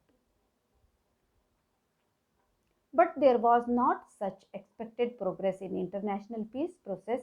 However, some conferences were held in between this period, like Paris Conference 1956 after the Crimea War, Berlin Conference of 1885 to 86 for stopping the division of Africa, etc. ಆದರೆ ಅಂತಾರಾಷ್ಟ್ರೀಯ ಶಾಂತಿ ಪ್ರಕ್ರಿಯೆಯಲ್ಲಿ ಅಂತಹ ನಿರೀಕ್ಷಿತ ಪ್ರಗತಿಯನ್ನು ಕಾಣುವುದಿಲ್ಲ. ಯಾಕಂತಂದರೆ ಕ್ರೈಮಿಯಾ ಯುದ್ಧದ ನಂತರ ಪ್ಯಾರಿಸ್ ಕಾನ್ಫರೆನ್ಸ್ 1956ರಲ್ಲಿ ನಡೆದಂಥ ಪ್ಯಾರಿಸ್ ಕಾನ್ಫರೆನ್ಸ್ ಆಫ್ರಿಕಾದ ವಿಭಜನೆಯನ್ನು ನಿಲ್ಲಿಸಲು 1885ರಿಂದ 86ರ ಬರ್ಲಿನ್ ಸಮ್ಮೇಳನ ಮುಂತಾದ ಕೆಲವು ಸಮಾವೇಶಗಳು ನಡೆಸ್ತವೆ. ಅಂದರೆ ಇಂಥ ಒಂದು ಬರ್ಲಿನ್ ಸಮ್ಮೇಳನಗಳು, ಪ್ಯಾರಿಸ್ ಕಾನ್ಫರೆನ್ಸ್ಗಳನ್ನು, ಇಂಥ ಒಂದು ಸಮ್ಮೇಳನಗಳನ್ನು ನಡೆಸಿ ಅಂತಾರಾಷ್ಟ್ರೀಯ ಮಟ್ಟದಲ್ಲಿ ಒಂದು ನಿರೀಕ್ಷಿತ ಪ್ರಗತಿ ಸಾಗದೇ ಇದ್ದರೂ ಅಲ್ಲಿ ಒಂದು ವಿಚಾರ ಮಾಡುವಂಥ ಒಂದು ಪರಿಕಲ್ಪನೆಯನ್ನು ಕಂಡುಕೊಳ್ತವೆ. London conference at 1912-13 after the Balkan war was the last conference before the establishment of the League of Nation. But all these conferences were instantaneous for limited period and mostly unstable. These conferences held for solving political disputes, ending war and for peace treaties. ಅಂದರೆ ಮುಖ್ಯವಾಗಿ Balkan ಯುದ್ಧದ ನಂತರ 1912ರಿಂದ 13ರಲ್ಲಿ London ಸಮ್ಮೇಳನವು ರಾಷ್ಟ್ರದ league ಸ್ಥಾಪನೆಯ ಮೊದಲು ನಡೆದ ಕೊನೆಯ ಸಮ್ಮೇಳನವಾಗಿತ್ತು ಅಂತ ಹೇಳ್ಬೋದು. ಆದರೆ ಈ ಎಲ್ಲ ಸಮ್ಮೇಳನಗಳು ತಕ್ಷಣದ ಸೀಮಿತ ಅವಧಿಗೆ ಮತ್ತು ಹೆಚ್ಚಾಗಿ ಅಸ್ಥಿರತೆಯನ್ನು ಕಂಡುಕೊಂಡಿದ್ದವು. ರಾಜಕೀಯ ಸಮ್ಮೇಳನಗಳನ್ನು ಪರಿಹರಿಸಲು, ಯುದ್ಧವನ್ನು ಕೊನೆಗಾಣಿಸಲು ಮತ್ತು ಶಾಂತಿ ಒಪ್ಪಂದಗಳಿಗಾಗಿ ಈ ಸಮಾವೇಶಗಳು ನಡೆಸುವುದು. ಅಂದರೆ ರಾಜಕೀಯವಾಗಿ ನಡೆಸಿದಂಥ ಒಂದು ಸಮ್ಮೇಳನಗಳು ಅಥವಾ ಸಮಾವೇಶಗಳು ಈ ಒಂದು ಪರಿಸ್ಥಿತಿಯನ್ನು ನಿವಾರಿಸಲು ಸೋತರೂ ಕೂಡ ಶಾಂತಿ ಮತ್ತು ಒಪ್ಪಂದಗಳಿಗಾಗಿ ಮುಂದಿನ ಒಂದು ಸಮ್ಮೇಳನಗಳನ್ನು ನಡೆಸುವಂಥ ಕಾರ್ಯವನ್ನು ಇವು ನಿರ್ಧರಿಸುತ್ತವೆ. German Bentham, Hugo Grotius, Immanuel Kant are some scholars who make very important and very effective role of making, writing and understanding the utility of international organization. Jeremy Bentham, Hugo Grotius, Immanuel Kant ಅವರು ಕೆಲವು ವಿದ್ವಾಂಸರು ಅವರು ಅಂತಾರಾಷ್ಟ್ರೀಯ ಸಂಘಟನೆಯ ಉಪಯುಕ್ತತೆಯನ್ನು ತಯಾರಿಸುವ, ಬರೆಯುವ ಮತ್ತು ಅರ್ಥ ಮಾಡಿಕೊಳ್ಳುವಲ್ಲಿ ಬಹಳ ಮುಖ್ಯವಾದಂತಹ ಒಂದು ಅತ್ಯಂತ ಮಹತ್ವದ ಪರಿಣಾಮಕಾರಿ ಪಾತ್ರವನ್ನು ನಿರ್ವಹಿಸ್ತಾರೆ. Hugo Grotius is also considered to be the biggest contributor to the development of international law and some of his principles were accepted in all European states of that time. His theories for maritime trade are universally accepted as natural principle of justice. Hugo Grotius ಅವರನ್ನು ಅಂತಾರಾಷ್ಟ್ರೀಯ ಕಾನೂನಿನ ಅಭಿವೃದ್ಧಿಗೆ ಅತಿ ದೊಡ್ಡ ಕೊಡುಗೆ ಎಂದು ಪರಿಗಣಿಸಲಾಗಿದೆ. ಯಾಕಂದರೆ ಅವರು ಕೆಲವು ತತ್ವವನ್ನು ಆ ಕಾಲದ ಎಲ್ಲ ಯುರೋಪಿಯನ್ ರಾಜ್ಯಗಳಲ್ಲಿ ಅವರ ತತ್ವಗಳನ್ನು ಸ್ವೀಕರಿಸಲಾಗಿದೆ. ಕಡಲ ವ್ಯಾಪಾರಕ್ಕಾಗಿ ಅವರ ಸಿದ್ಧಾಂತವನ್ನು ಸಾರ್ವತ್ರಿಕವಾಗಿ ನ್ಯಾಯದ ನೈಸರ್ಗಿಕ ತತ್ವವನ್ನು ಸ್ವೀಕರಿಸುತ್ತಾರೆ. Jeremy Bentham uses the term international law at first time at 1780. It is the synonym of law of nations. Its main objective is to define the rights of states, peacefully solving the dispute among states and help and cooperation among each other. Jeremy ಬೆಂಥಮ್ 1780ರಲ್ಲಿ ಮೊದಲ ಬಾರಿಗೆ international ಲಾ ಎಂಬ ಪದವನ್ನು ಬಳಸ್ತಾರೆ. ಇದು law of ನೇಷನ್ನ ಸಮಾನಾರ್ಥಕ ಪದವಾಗಿದೆ. ರಾಜ್ಯಗಳ ಹಕ್ಕುಗಳನ್ನು ವ್ಯಾಖ್ಯಾನಿಸುವುದು, ರಾಜ್ಯಗಳ ನಡುವಿನ ವಿವಾದವನ್ನು ಶಾಂತಿಯುತವಾಗಿ ಪರಿಹರಿಸುವುದು ಮತ್ತು ಪರಸ್ಪರ ಸಹಾಯ ಮತ್ತು ಸಹಕಾರ ನೀಡುವುದು ಇದರ ಮುಖ್ಯ ಉದ್ದೇಶವಾಗಿದೆ.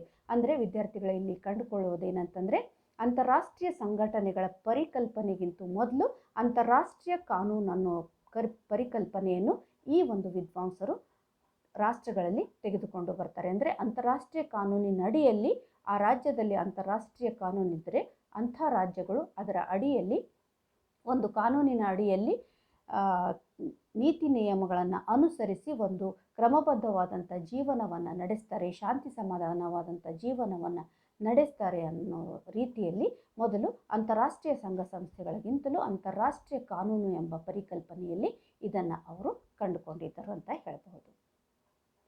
Some scholars believe that international law is a very weak concept. They believe that powerful countries easily violate laws, but many states have also acknowledged its importance which is very useful for most of the time. ಅಂತಾರಾಷ್ಟ್ರೀಯ ಕಾನೂನು ಬಹಳ ದುರ್ಬಲ ಪರಿಕಲ್ಪನೆ ಎಂದು ಕೆಲವು ವಿದ್ವಾಂಸರು ನಂಬಿದ್ದಾರೆ. ಪ್ರಬಲ ದೇಶಗಳು ಕಾನೂನುಗಳನ್ನು ಸುಲಭವಾಗಿ ಉಲ್ಲಂಘಿಸುತ್ತವೆ ಎಂದು ಅವರು ನಂಬುತ್ತಾರೆ. ಆದರೆ ಅನೇಕ ರಾಜ್ಯಗಳು ಅದರ ಪ್ರಾಮುಖ್ಯತೆಯನ್ನು ಒಪ್ಪಿಕೊಂಡಿವೆ. ಇದು ಹೆಚ್ಚಿನ ಸಮಯಕ್ಕೆ ಬಹಳ ಉಪಯುಕ್ತವಾಗಿದೆ. ಮುಖ್ಯವಾಗಿ ನೀವು ನೋಡುವುದಾದರೆ ಅಂತಾರಾಷ್ಟ್ರೀಯ ಕಾನೂನಿನಡಿಯಲ್ಲಿ ಬಲಿಷ್ಠ ರಾಷ್ಟ್ರಗಳು ಅಂಥ ಕಾನೂನುಗಳನ್ನು ಪಾಲಿಸದೇ ಹೋದರೂ ಕೂಡ ಅಂತಾರಾಷ್ಟ್ರೀಯ ಕಾನೂನಿನ ಅಡಿಯಲ್ಲಿ ಎಲ್ಲ ರಾಷ್ಟ್ರಗಳು ಒಂದು ಸಮಾಧಾನದ ನಿಟ್ಟುಸಿರನ್ನು ಕಂಡುಕೊಳ್ತವೆ ಅಂತ ಹೇಳಬಹುದು. ಯಾಕಂದರೆ ಅಂತಾರಾಷ್ಟ್ರೀಯ ಕಾನೂನು ಅನ್ನುವುದು ಒಂದು ರಾಜ್ಯಕ್ಕಲ್ಲ, ಇಡೀ ಜಾಗತಿಕ ಮಟ್ಟದಲ್ಲಿ ಅದು ತನ್ನ ಕೆಲಸ ಕಾರ್ಯವನ್ನು ನಿರ್ವಹಿಸುತ್ತದೆ ಅಂತ ಹೇಳಬಹುದು. German philosopher Immanuel Kant worked on international law based on ethics, values and ideas. Kant believed that like a society of people, the sovereign state is like a person. Cooperation between them is very necessary. Kant favored both natural law and social contract tradition. German ತತ್ವಜ್ಞಾನಿ Immanuel Kant ನೈತಿಕತೆ, ಮೌಲ್ಯಗಳು ಮತ್ತು ideas ಆಧರಿಸಿ ಅಂತಾರಾಷ್ಟ್ರೀಯ ಕಾನೂನಿನ ಬಗ್ಗೆ ಕೆಲಸ ಮಾಡುತ್ತಾರೆ. ಜನರ ಸಮಾಜದಂತೆ ಸಾರ್ವಭೌಮ ರಾಜ್ಯವು ವ್ಯಕ್ತಿಯಂತೆ ಅವರ ನಡುವೆ ಸಹಕಾರ ಬಹಳ ಅವಶ್ಯಕತೆ ಎಂದು ಕಾಂಟ್ ನಂಬಿದ್ದರು. ಕಾಂಟ್ ನೈಸರ್ಗಿಕ ಕಾನೂನು ಮತ್ತು ಸಾಮಾಜಿಕ ಗುತ್ತಿಗೆ ಸಂಪ್ರದಾಯ ಎರಡನ್ನೂ ಬೆಂಬಲಿಸ್ತಾರೆ. ಇಲ್ಲಿ ಅಂತಾರಾಷ್ಟ್ರೀಯ ಕಾನೂನಿನ ಪರಿಕಲ್ಪನೆಯಲ್ಲಿ ಕಾಂಟ್ ಎನ್ನುವ ವ್ಯಕ್ತಿಯು ಅಥವಾ ತತ್ವಜ್ಞಾನಿಯು ನೈಸರ್ಗಿಕ ಕಾನೂನು ಮತ್ತು ಸಾಮಾಜಿಕವಾಗಿ ನಾವು ತೆಗೆದುಕೊಳ್ಳುವಂಥ ಒಂದು ಸಂಪ್ರದಾಯದ ಅಡಿಯಲ್ಲಿ ನಡೆಸುವಂಥ ಜೀವನವನ್ನು ಶಿಸ್ತುಬದ್ಧಾಗಿ ಕಾನೂನಿನ ಅಡಿಯಲ್ಲಿ ನಡೆಸುವುದು, ಮೌಲ್ಯಗಳಿಗೆ ಬೆಲೆಯನ್ನು ನೀಡುವುದು, ಇಂಥ ಒಂದು ವಿಚಾರಗಳನ್ನು ಆಧರಿಸಿ ಅಂತಾರಾಷ್ಟ್ರೀಯ ಕಾನೂನಿಗೆ ಹೆಚ್ಚಿನ ಮಹತ್ವವನ್ನು ಕೊಟ್ಟು ಅವರು ಈ ನಿಟ್ಟಿನಲ್ಲಿ ಕಾರ್ಯವನ್ನು ನಿರ್ವಹಿಸಿದ್ದಾರೆ ಅಂತ ಹೇಳಬಹುದು.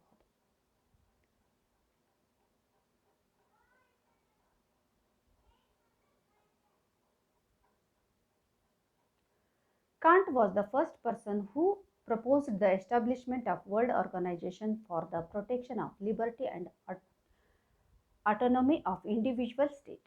European politicians of that time had well understood that there is a great need for making a international organization for better relation, peace and legal process, etc. between the country. ವೈಯಕ್ತಿಕ ರಾಜ್ಯದ ಸ್ವಾತಂತ್ರ್ಯ ಮತ್ತು ಸ್ವಾಯತ್ತತೆಯ ರಕ್ಷಣೆಗಾಗಿ ವಿಶ್ವ ಸಂಘಟನೆಯನ್ನು ಸ್ಥಾಪಿಸಲು ಪ್ರಸ್ತಾಪಿಸಿದ ಮೊದಲ ವ್ಯಕ್ತಿ ಅಂದರೆ ಕಾಂಟ್ ಅಂತ ಹೇಳ್ಬೋದು. ದೇಶದ ನಡುವಿನ ಉತ್ತಮ ಸಂಬಂಧ, ಶಾಂತಿ ಮತ್ತು ಕಾನೂನಿನ ಪ್ರಕ್ರಿಯೆಗೆ ಇತ್ಯಾದಿಗಳಿಗಾಗಿ ಅಂತಾರಾಷ್ಟ್ರೀಯ ಸಂಘಟನೆಯನ್ನು ರಚಿಸುವ ಅವಶ್ಯಕತೆ ಇದೆ ಎಂದು ಆ ಕಾಲದ ಯುರೋಪಿಯನ್ ರಾಜಕಾರಣಿಗಳು ಚೆನ್ನಾಗಿ ಅರ್ಥ ಮಾಡಿಕೊಂಡಿದ್ದರು. ಆ ನಿಟ್ಟಿನಲ್ಲಿ ಕಾಂಟ್ ಎನ್ನುವವರು ಮೊದಲ ವ್ಯಕ್ತಿಯಾಗಿರ್ತಾರೆ. ಅಂದರೆ ಅಂತಾರಾಷ್ಟ್ರೀಯ ಕಾನೂನಿನೊಂದಿಗೆ ಅಂತಾರಾಷ್ಟ್ರೀಯ ಸಂಘಟನೆಗಳು ಅತ್ಯವಶ್ಯಕವಿದ್ದಾವೆ ಅಂತ ಆ ಪರಿಕಲ್ಪನೆಯನ್ನು ಅವರು ಕಂಡುಕೊಂಡಿರ್ತಾರೆ. Although international organisations are not always successful for international peace, but they make their own space in various fields like technology, science, economy, environmental etcetera. ಅಂತಾರಾಷ್ಟ್ರೀಯ ಶಾಂತಿಗಾಗಿ ಅಂತಾರಾಷ್ಟ್ರೀಯ ಸಂಸ್ಥೆ ಯಾವಾಗಲೂ ಯಶಸ್ವಿಯಾಗುವುದಿಲ್ಲ. ಆದರೆ ತಂತ್ರಜ್ಞಾನ, ವಿಜ್ಞಾನ, ಆರ್ಥಿಕ, ಪರಿಸರ ಮುಂತಾದ ವಿವಿಧ ಕ್ಷೇತ್ರಗಳಲ್ಲಿ ಅವು ತಮ್ಮ ಸ್ವಂತ ಜಾಗವನ್ನು ಹೊಂದಿರ್ತವೆ. ಅಂದರೆ ತನ್ನ ಸ್ವಂತ ಒಂದು ಇರುವಿಕೆಯನ್ನು ಕಂಡುಕೊಳ್ತಿರ್ತವೆ ಅಂತ ನಾವು ಹೇಳ್ಬೋದು. ಯಾವುದೇ ರೀತಿಯಾದಂಥ ಎಲ್ಲ ಸಮಸ್ಯೆಗಳು ಸ್ಪಂದಿಸದೇ ಇದ್ದರೂ ಕೂಡ ಅನೇಕ ಮುಖ್ಯ ಒಂದು ಕ್ಷೇತ್ರಗಳಲ್ಲಿ, ವೈಜ್ಞಾನಿಕ ಕ್ಷೇತ್ರಗಳಲ್ಲಿ, ಪರಿಸರ ಕ್ಷೇತ್ರಗಳಲ್ಲಿ, ಆರ್ಥಿಕ ಕ್ಷೇತ್ರಗಳಲ್ಲಿ ಮುಂತಾದ ವಿವಿಧ ಕ್ಷೇತ್ರಗಳಲ್ಲಿ ಅವು ತನ್ನ ಒಂದು ಭದ್ರತೆಯನ್ನು, ತನ್ನ ಸ್ಥಾನವನ್ನು ಕಂಡುಕೊಳ್ತವೆ ಅಂತ ಹೇಳ್ಬೋದು. At present there are many international organisations are active. ಅಂದರೆ ಪ್ರಸ್ತುತವಾಗಿ ಅನೇಕ ಅಂತಾರಾಷ್ಟ್ರೀಯ ಸಂಸ್ಥೆಗಳು ಸಕ್ರಿಯವಾಗಿ, ಈಗಾಗಲೇ ನಾವು ನಿಮಗೆ ಟೈಪ್ 3ನಲ್ಲಿ ಹೇಳಿದ್ದೀನಿ, ಅನೇಕ ಸರ್ಕಾರಿ ಸಂಘ ಸಂಸ್ಥೆಗಳು, ಸರ್ಕಾರೇತರ ಸಂಘ ಸಂಸ್ಥೆಗಳು, ಪ್ರಾದೇಶಿಕ ಸಂಘ ಸಂಸ್ಥೆಗಳು, ನಿರ್ದಿಷ್ಟ ಗುರಿಯನ್ನು ಇಟ್ಟುಕೊಂಡು ರಚಿಸಿಕೊಂಡಿರುವಂಥ ಸಂಘ ಸಂಸ್ಥೆಗಳು ಮತ್ತು ಪ್ರಸ್ತುತವಾಗಿ ಒಂದು ಶಾಂತಿ, ಭದ್ರತೆ ಮತ್ತು ಸಾಮಾಜಿಕ ಸಮಸ್ಯೆಗಳನ್ನು ಪರಿಹರಿಸುವಲ್ಲಿ, ಕೆಲಸ ಕಾರ್ಯಗಳನ್ನು ನಿರ್ವಹಿಸುವಲ್ಲಿ ಅನೇಕ ರೀತಿಯಾದಂಥ ಒಂದು ಖಾಸಗಿ ಸಂಸ್ಥೆಗಳು, NGOಗಳಾಗಿರ್ಬೋದು, ಇವುಗಳೆಲ್ಲವೂ ಕೂಡ ಸಕ್ರಿಯವಾಗಿ ಅಂತಾರಾಷ್ಟ್ರೀಯ ಮಟ್ಟದಲ್ಲಿ ಪಾಲ್ಗೊಂಡಿರ್ತವೆ. ಹಾಗಾಗಿ ಅನೇಕ ಸಂಘ ಸಂಸ್ಥೆಗಳನ್ನು ನಾವು ಕಾಣ್ಬೋದು. Some international organizations were established on the prior of 19th century by international treaties. Example, International Postal Union, International Telegraphic Union, etc. ಅಂದರೆ ಕೆಲವು ಅಂತಾರಾಷ್ಟ್ರೀಯ ಸಂಸ್ಥೆಗಳು 19ನೇ ಶತಮಾನದ ಮೊದಲು ಅಂತಾರಾಷ್ಟ್ರೀಯ ಒಪ್ಪಂದಗಳಿಂದ ಸ್ಥಾಪಿಸಿಕೊಳ್ಳಲಾಯಿತು. ಉದಾಹರಣೆಗೆ ಹೇಳಬಹುದಾದರೆ ನಾವು ಅಂತಾರಾಷ್ಟ್ರೀಯ ಅಂಚೆ ಒಕ್ಕೂಟ, ಅಂತಾರಾಷ್ಟ್ರೀಯ ಟೆಲಿಗ್ರಾಫಿಕ್ ಯೂನಿಯನ್ ಇತ್ಯಾದಿಗಳು. ಇವೆಲ್ಲವುಗಳು ಕೂಡ ಒಂದು 19ನೇ ಶತಮಾನದ ಮೊದಲು, ಅಂದರೆ 19ನೇ ಶತಮಾನಕ್ಕಿಂತ ಮೊದಲು ಈ ಪರಿಕಲ್ಪನೆಯನ್ನು ನಾವು ಕಾಣ್ತೀವಿ ಮತ್ತು ಸ್ಥಾಪಿಸಿಕೊಂಡು ತನ್ನ ಕಾರ್ಯವನ್ನು ನಿರ್ವಹಿಸುವುದನ್ನು ನಾವು ಕಾಣ್ತೀವಿ. Some are the non-governmental international organizations and they work voluntarily like Red Cross, Greenpeace, Amnesty International, etc. ಕೆಲವು ಸರ್ಕಾರೇತರ ಅಂತಾರಾಷ್ಟ್ರೀಯ ಸಂಸ್ಥೆಗಳು ಮತ್ತು ಅವು ಸ್ವಯಂ ಪ್ರೇರಣೆಯಿಂದ ತನ್ನ ಕಾರ್ಯವನ್ನು ನಿರ್ವಹಿಸ್ತಾ ಇರ್ತವೆ. ಉದಾಹರಣೆಗಾಗಿ ನಾವು ನೋಡುವುದಾದರೆ red cross, green piece, Amnesty international, ಅಂದರೆ ಮಾನವ ಹಕ್ಕುಗಳಿಗೆ ಸಂಬಂಧಿಸಿದಂತೆ ಇದು ತನ್ನ ಕಾರ್ಯವನ್ನು ನಿರ್ವಹಿಸ್ತಾ ಇರ್ತದೆ. ಯಾವುದು? Amnesty international. ಹೀಗಾಗಿ ಅನೇಕ ಸಂಘ ಸಂಸ್ಥೆಗಳು ಈ ಒಂದು ಅಂತಾರಾಷ್ಟ್ರೀಯ ಸಂಘ ಸಂಸ್ಥೆಗಳಾಗಿ ತನ್ನ ಅಂತಾರಾಷ್ಟ್ರೀಯ ಮಟ್ಟದಲ್ಲಿ ಬರುವಂಥ ಒಂದು ಸಮಸ್ಯೆಗಳನ್ನು ಅಥವಾ ಅಭಿವೃದ್ಧಿಯನ್ನು ಸಾಧಿಸುವುದರ ಕಡೆಗೆ ತನ್ನ ನಿಲುವನ್ನು ಹರಿಸಿವೆ ಅಂತ ಹೇಳಬಹುದು. Some international organizations are governmental and it may be possible that they are working on a particular area and their member countries are focused on the status of their region only. For example, European Union, Asian and SAARC, etc. ನಾನು ಈಗಾಗಲೇ ಹೇಳಿದ್ದೇನೆ ನಿಮಗೆ, ಸರ್ಕಾರೇತರ ಸಂಸ್ಥೆಗಳು ಕೂಡ ಈ ಒಂದು ಅಂತಾರಾಷ್ಟ್ರೀಯ ಸಮಸ್ಯೆಗಳನ್ನು ಬಗೆಹರಿಸುವಲ್ಲಿ, ಶಾಂತಿಯನ್ನು ಕಾಪಾಡುವಲ್ಲಿ ಮತ್ತು ಸಹಕಾರಯುತವಾಗಿ ನಡೆದುಕೊಳ್ಳುವಲ್ಲಿ ತಮ್ಮ ಒಂದು ಹೆಚ್ಚಿನ ರೀತಿಯಾದಂಥ ಪಾತ್ರವನ್ನು ನಿರ್ವಹಿಸುತ್ತವೆ ಸ್ವಯಂ ಪ್ರೇರಣೆಯಿಂದ ಮತ್ತು ಪ್ರಾದೇಶಿಕ ತನ್ನದೇ ಆದ ಒಂದು ನಿರ್ದಿಷ್ಟ ಪ್ರಾದೇಶಿಕ ಕ್ಷೇತ್ರದಲ್ಲಿ ತನ್ನ ಕಾರ್ಯವನ್ನು ನಿರ್ವಹಿಸ್ತಾ ಇರ್ತವೆ. ಉದಾಹರಣೆಗಾಗಿ ಹೇಳಬೇಕಾದ್ರೆ ನಮಗೆ ಏಷ್ಯನ್, ಯುರೋಪಿಯನ್ ಯೂನಿಯನ್, ಸಾರ್ಕ್ ಇತ್ಯಾದಿ ಸಂಘ ಸಂಸ್ಥೆಗಳಂತ ಹೇಳಬಹುದು. Some international organizations are subject oriented like OPEC, Organization of Petroleum Exporting Countries, Amnesty International, Work for Human Rights, etc. ಕೆಲವು ಅಂತಾರಾಷ್ಟ್ರೀಯ ಸಂಘ ಸಂಸ್ಥೆಗಳು ಮಾನವ ಹಕ್ಕುಗಳಿಗಾಗಿ ಹೋರಾಡ್ತವೆ. ಯಾವುವೆಂದರೆ ಅಮ್ನೆಸ್ಟಿ ಇಂಟರ್ನ್ಯಾಷನಲ್ ಹಾಗೂ ಓಪೆಕ್, ಆರ್ಗನೈಜೇಷನ್ ಆಫ್ ಪೆಟ್ರೋಲಿಯಂ, ರಫ್ತು ದೇಶಗಳ ಅಂದರೆ ಪೆಟ್ರೋಲ್ ಒಂದು ಆಮದು ಮತ್ತು ರಫ್ತುಗಳು ಆ ಒಂದು ಕ್ಷೇತ್ರದಲ್ಲಿ ತನ್ನ ಕಾರ್ಯವನ್ನು ನಿರ್ವಹಿಸ್ತವೆ. An international organisation like the United Nations work for the whole world and for the welfare of all. ಜಾಗತಿಕ ಮಟ್ಟದಲ್ಲಿ ಹೆಚ್ಚಿನ ರೂಪದಲ್ಲಿ ಒಂದು ಬೆಳೆದುಕೊಂಡು ಬಂದಿರುವಂಥ ಬೃಹತ್ ಗಾತ್ರದ ಸಂಸ್ಥೆ ಯಾವುದೆಂದರೆ ವಿಶ್ವಸಂಸ್ಥೆ. ಈ ವಿಶ್ವಸಂಸ್ಥೆಯಂತಹ ಅಂತಾರಾಷ್ಟ್ರೀಯ ಸಂಸ್ಥೆಯು ಇಡೀ ಜಗತ್ತಿಗೆ ಮತ್ತು ಎಲ್ಲರ ಕಲ್ಯಾಣಕ್ಕಾಗಿ ಕೆಲಸವನ್ನು ನಿರ್ವಹಿಸುತ್ತದೆ ಅಂತ ಹೇಳ್ಬೋದು.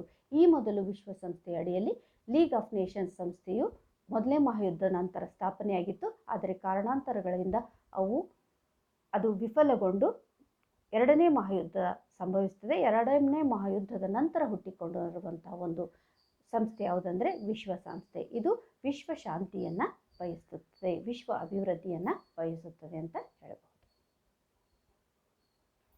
ರಿವಿಷನ್ ಆ್ಯಂಡ್ ಕನ್ಕ್ಲೂಷನ್, ಪರಿಷ್ಕರಣೆ ಮತ್ತು ಉಪಸಂಹಾರವನ್ನು ನಾವು ನೋಡೋದಾದರೆ ಇದರಲ್ಲಿ ನಾವು ಕಂಡುಕೊಂಡಿದ್ದೇನೆಂದರೆ why international organisation aims humanities for peace and progress. International organization helps to prevent war and maintain peace, resolve issues, repeated world diseases, global warming, terrorism, etc. Different international organization ಅಂದರೆ ಅಂತಾರಾಷ್ಟ್ರೀಯ ಸಂಸ್ಥೆ ಯಾಕೆ ಬೇಕು? ಅಂತಾರಾಷ್ಟ್ರೀಯ ಸಂಸ್ಥೆಯು ಒಂದು ರಾಷ್ಟ್ರ ಇನ್ನೊಂದು ರಾಷ್ಟ್ರದ ಮೇಲೆ ಅವಲಂಬಿತವಾಗಿರಲೇಬೇಕಾಗುತ್ತೆ. ಭೌಗೋಳಿಕವಾಗಿ, ಆರ್ಥಿಕವಾಗಿ, ರಾಜಕೀಯವಾಗಿ, ಧಾರ್ಮಿಕವಾಗಿ ಮುಂತಾದ ಒಂದು ಕ್ಷೇತ್ರಗಳಲ್ಲೂ ಕೂಡ ಅದು ಅವಲಂಬಿತವಾಗಿರುವುದರಿಂದ ಅಂತಾರಾಷ್ಟ್ರೀಯ ಸಂಘ ಸಂಸ್ಥೆಗಳ ಅವಶ್ಯಕತೆ ಇದೆ. ಯಾಕಂದರೆ ಅಂತಾರಾಷ್ಟ್ರೀಯ ಮಟ್ಟದಲ್ಲಿ ಒಂದು ರಾಷ್ಟ್ರಗಳ ನಡುವೆ ಸಮಸ್ಯೆಗಳು ಉದ್ಭವಿಸಿದರೆ ಅಂಥ ಸಮಸ್ಯೆಗಳನ್ನು ಬಗೆಹರಿಸುವಲ್ಲಿ ಅಥವಾ ಒಂದು ಆರ್ಥಿಕತೆಯುಂಟಾದಾಗ ಅದನ್ನು ಬಗೆಹರಿಸುವಲ್ಲಿ, ಹೀಗಾಗಿ ಯುದ್ಧವನ್ನು ತಡೆಗಟ್ಟುವಿಕೆಯಲ್ಲಿ ಮತ್ತು ಶಾಂತಿಯನ್ನು ಕಲ್ಪಿಸಿಕೊಳ್ಳುವಲ್ಲಿ ಈ ಅಂತಾರಾಷ್ಟ್ರೀಯ ಸಂಘಟನೆಗಳ ಅವಶ್ಯಕತೆ ಇದೆ. ಇವುಗಳು ತನ್ನ ಒಂದು ಉದ್ದೇಶ ಮತ್ತು ಗುರಿಯನ್ನು ಏನಿಟ್ಕೊಂಡಿರ್ತವೆ ಅಂದರೆ ಶಾಂತಿ ಮತ್ತು ಮಾನವೀಯತೆ ಅಂದರೆ ಅದರ ಪ್ರಗತಿಗಾಗಿ ಕಾರ್ಯವನ್ನು ನಿರ್ವಹಿಸ್ತಾ ಇರ್ತವೆ.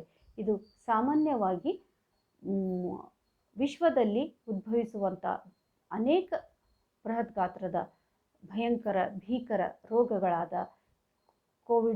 ಕೊರೋನಾ ಇರ್ಬೋದು ಹಾಗೂ ಏಡ್ಸ್ ಇರ್ಬೋದು, ನಾನು ಮುಂತಾದ ಉದಾಹರಣೆಗಳನ್ನು ನಿಮಗೆ ಈಗಾಗಲೇ ತಿಳಿಸಿದ್ದೀನಿ. ಅಂಥ ಒಂದು ರೋಗಗಳ ಪರಿಹಾರವನ್ನು ಕಂಡುಕೊಳ್ಳಲಿಕ್ಕೆ ಹಾಗೂ ಜಾಗತಿಕ ತಾಪಮಾನ, ಭಯೋತ್ಪಾದನೆ ಒಂದು ಕ್ರೂರ ಸಮಸ್ಯೆಯಾಗಿ ಇಲ್ಲಿ ಉದ್ಭವಿಸಿದೆ. ಅಂತಾರಾಷ್ಟ್ರೀಯ ಮಟ್ಟದಲ್ಲಿ ಭಯೋತ್ಪಾದನೆ ಅನ್ನೋದು ಬಹಳ ಹೆಚ್ಚಿನ ಮಟ್ಟದಲ್ಲಿ ಕಾಣ್ತಾ ಇದೆ. ಬಲಿಷ್ಠ ರಾಷ್ಟ್ರ ಕನಿಷ್ಠ ರಾಷ್ಟ್ರಗಳಿಗೆ ಒಂದು ತರುವಂತಹ ಒಂದು ಭೀಕರ ಅವುಗಳ ಒತ್ತಡದ ಒಂದು ಭಯ ಎಲ್ಲ ರಾಷ್ಟ್ರಗಳಿಗೂ ಇದ್ದೇ ಇದೆ. ಹೀಗಾಗಿ ಬಲಿಷ್ಠ ರಾಷ್ಟ್ರಗಳಿಂದ ಒಂದು ಭಯೋತ್ಪಾದನೆಯ ವಾತಾವರಣದಲ್ಲಿ ಕೂಡಿರುವಂಥ ರಾಷ್ಟ್ರಗಳು ಅಂತಾರಾಷ್ಟ್ರೀಯ ಶಾಂತಿಯನ್ನು ಬಯಸ್ತವೆ. ಅದನ್ನು ಒದಗಿಸಿಕೊಡುವುದು ಯಾವುದು? ಅಂತಾರಾಷ್ಟ್ರೀಯ ಸಂಸ್ಥೆಗಳು. ಅದು ವಿವಿಧ ರೂಪಗಳಲ್ಲಿ ನಾವು ಕಾಣ್ತೇವೆ. ಸರ್ಕಾರೇತರ, ಪ್ರಾದೇಶಿಕ, ನಿರ್ದಿಷ್ಟ ಉದ್ದೇಶವನ್ನು ಇಟ್ಟುಕೊಂಡಿರುವಂಥ ಅನೇಕ ಸಂಘ ಸಂಸ್ಥೆಗಳು, UN ಆಗಿರ್ಬೋದು, WTO, SAARC, NATO, Red Cross, Amnesty International ಮುಂತಾದ ಸಂಘ ಸಂಸ್ಥೆಗಳು ಈ ನಿಟ್ಟಿನಲ್ಲಿ ಕಾರ್ಯೋನ್ಮುಖವಾಗಿರ್ತವೆ ಅಂತ ಹೇಳಬಹುದು. ಸೊ ಈ ರಿವಿಷನ್ ಆ್ಯಂಡ್ ಕನ್ಕ್ಲೂಷನಲ್ಲಿ this topic discuss about the introduction, meaning and importance of international organizations and foreign policy. ಈ ವಿಷಯವು ಅಂತಾರಾಷ್ಟ್ರೀಯ ಸಂಸ್ಥೆ ಮತ್ತು ವಿದೇಶಾಂಗ ನೀತಿಯ ಪರಿಚಯದ ಬಗ್ಗೆ ಚರ್ಚಿಸುವುದರಲ್ಲಿ ಅಂತಾರಾಷ್ಟ್ರೀಯ ಸಂಘಗಳು ಮತ್ತು ಸಂಘಟನೆಗಳು ಅಥವಾ ಸಂಸ್ಥೆಗಳು ಅಥವಾ ಕಂಪನಿಗಳು ಎಷ್ಟು ಅವಶ್ಯಕತೆ ಇದೆ ಇವುಗಳ ಮತ್ತು ಎಷ್ಟು ಅವಶ್ಯಕವಾದವು ಅಂತ ತಿಳಿಸ್ಕೊಡುತ್ತದೆ. ಅವುಗಳ ಹಿನ್ನೆಲೆ ಹೇಗೆ ಬೆಳ್ಕೊಂಡು ಬಂದಿತ್ತು, ಇದು ಅಂತಾರಾಷ್ಟ್ರೀಯ ಸಂಘ ಸಂಸ್ಥೆಗಳು ಹೇಗೆ ಬೆಳ್ಕೊಂಡು ಬಂದಿವು ಅಂದರೆ ಇದು ಇತ್ತೀಚಿನ ಪರಿಕಲ್ಪನೆ ಅಲ್ಲ ವಿದ್ಯಾರ್ಥಿಗಳೇ. ಯಾಕಂದರೆ ನಾವು ಪುರಾತನ ಕಾಲದಲ್ಲಿಯೂ ಕೂಡ ಒಂದು ಸಾಮ್ರಾಜ್ಯಶಾಹಿ ತತ್ವದಲ್ಲಿ ನೋಡಿರ್ಬೋದು, ಒಂದು ಪುರಾತನ ಕಾಲ ಇರ್ಬೋದು, ಮಧ್ಯಯುಗಿನ ಕಾಲ ಇರ್ಬೋದು ಅಥವಾ ಆಧುನಿಕ ಕಾಲದಲ್ಲಿಯೂ ಇರ್ಬೋದು, ಇದರ ಒಂದು ಪರಿಕಲ್ಪನೆಯನ್ನು ಕಾಣ್ತೀವಿ. ಯಾಕಂದರೆ ಆಗಲೂ ಕೂಡ ರಾಷ್ಟ್ರಗಳ ನಡುವೆ ವ್ಯವಹಾರ ಇತ್ತು, ವ್ಯಾಪಾರ ಇತ್ತು.